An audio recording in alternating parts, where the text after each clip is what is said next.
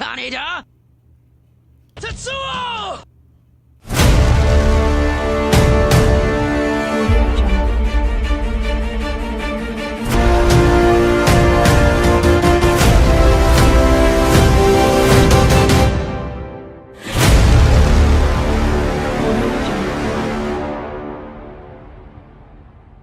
That's right, ladies and gentlemen, I am covering the much-loved Akira by Katsuhiro Otomo. Now, for those of you that have never read Akira, this manga is incredible, it's incredibly dense, and it is awesome.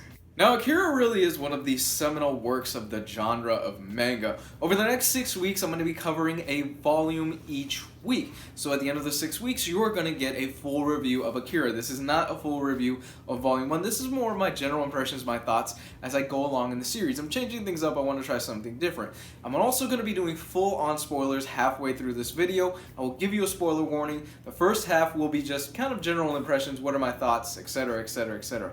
I want to try something new, and I really want to change up my format with certain books, and I think Akira is a great place to start. At the start of Akira, you find out that on December 6, 1992, a nuclear bomb went off in Tokyo, Japan, and it blew up the entire city, essentially starting World War III. The story then flashes to the year 2030, and you meet up with the character of Kaneda. Now, Kaneda, for all intents and purposes, he's not the best guy in the world. In fact, he's kind of hard to root for at points as a protagonist. He does some things in this volume that really made me question him as a character and made me think, am I really rooting for this guy? And that's really a big departure from the anime, because in the anime, Kaneda is more of a straightforward protagonist. Yes, he's a bit of an asshole, but in this book, he's kind of an even bigger asshole. Much like in the anime, Kaneda is the leader of this group of bikers, and pretty much his right-hand man is Tetsuo.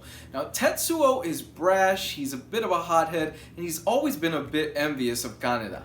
The gang rides out one night for a bit of a joyride, and Tetsuo says, you know what, I'm gonna actually be ahead of Kaneda this time. He rushes ahead of the pack, and what he confronts absolutely startles him. You see, he almost hits a child, but it's not a normal child. When you look at the character, he looks like an old man. Tetsuo crashes into the kid, but the kid is left mysteriously unharmed. The kid then vanishes into thin air, and the military show up and pick up Tetsuo and hide him away.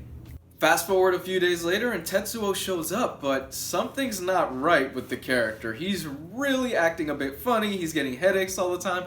Well, you soon find out that the military has been experimenting on him because Tetsuo's brainwaves and the encounter that he had with the little kid triggered something inside of him. You see, Tetsuo develops these kind of psychic-like abilities, and boy, do they get powerful. I mean, the power ratcheting level in this book is insane. Where in the anime, Tetsuo's powers develop more naturally, they develop over a longer span of time. No, here, he's popping dudes' heads off left and right within the first few pages of his return. The characters then find out that this all-powerful being named Akira is set to come back in the next few days, thus setting your stage for one of the greatest animes and mangas of all time. What I like so much about this manga is that the pacing was spot on.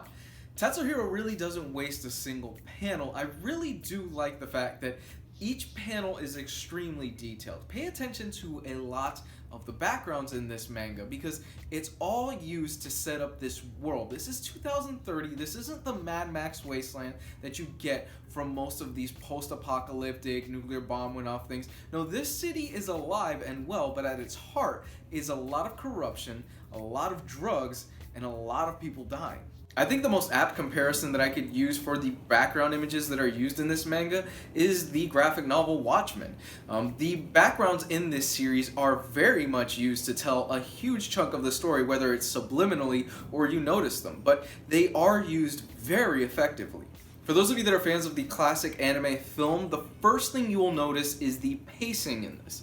This is definitely stretched out a lot more. Now, Akira the manga was finished 2 years after Akira the anime had finished. So there is a bit of a difference, especially in terms of pacing, because you have 6 volumes and each one of these volumes is massive. I mean, the entire Akira story is about 2,000 pages long. So they had to do a lot of compressing in order for it to work in the anime, not to mention that the anime finished before the manga had ever got a chance to even wrap up. I enjoyed this change of pace a lot more, mainly because a lot of the side characters get their chance to shine. There's a lot more breathing room here, not everything is so compressed, and it's not at a breakneck pace, even though the story does move pretty quickly. Look, as a comparison to the anime, I have to say that I'm enjoying this a lot. Now, I love the anime, but I'm really invested in this, and I'm really digging this a lot more. I'm kind of just this person peeking in through a window and looking into this world that it could have happened. If things went really wrong with Ronald Reagan and nuclear talks and things like that, something like this could have been a possibility. Okay guys, so this is the point where I am warning you, I'm going to go full on spoilers. If you don't want to know anything else involving the first volume, please go ahead, you can turn this video off. You could do something else. You can watch another one of my videos, you know, all that other stuff. Like, subscribe, comment, Patreon's found down below, all that good stuff. Please, please, please, I urge you, shy away from this because you really do owe it to yourself to check out this manga. So, let's dive into spoilers. Now, I mentioned earlier that I wasn't the biggest fan of Kaneda. I think a lot of that stems from the fact that there's a scene in here involving Kaneda visiting his girlfriend, and he gives her this pill that he found from the military, and she tells him, look, I'm pregnant, and he pretty much just brushes it off. Now, I'm not entirely sure if Kaneda is supposed to be this likable character here, or if he's not. I think the general impression is that we're really not supposed to like him, but it was kind of a moment of levity because as he's walking out, he says, oh, cool, can I watch you give a birth someday? And he brushes the entire thing off. It's kind of this funny moment mixed with, oh my gosh, this guy is kind of fucked up. I really like the fact that Katsuhiro Otomo uses the Olympic Stadium that's in this book as kind of a parallel to when Japan first held the Olympics post-World War II because they had to build their own stadium. It's the same thing. Basically what they're doing in Japan is that they are showing, hey, we are making it through this crisis and we are showing you that we are still here, we are still strong, and we are still a country to be reckoned with.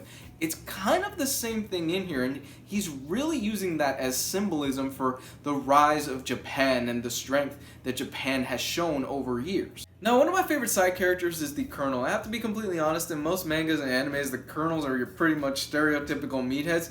This guy is fleshed out a little bit more. You do get a sense that this guy has a lot more on his mind, that he really does care about Japan, and he's really just kind of looking out for the best of the city and the best of Japan as a whole. And that's really what I dig about him. There are certain panels in here that are just very quiet. There's this really interesting panel where Colonel is sitting with two of the other psychic kids and it's just quiet, followed by an explosion, an explosive moment of just energy and action, and Katsuhiro is really good at that. As a whole, I really can't wait to dive into the other volumes of Akira. I really cannot.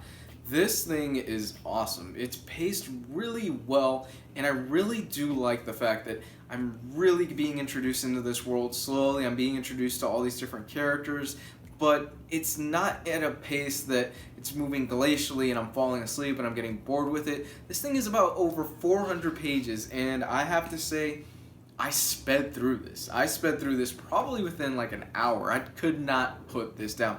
And that's really the biggest compliment that I can give a manga or really any book. If this is your first time checking out my channel, I do weekly reviews of hardcovers, trade paperbacks, omnibuses, special editions, and I'm covering manga now.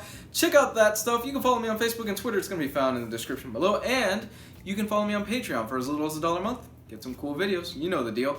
And please let me know in the comment section if you are a fan of Akira. I love you. Have a good week.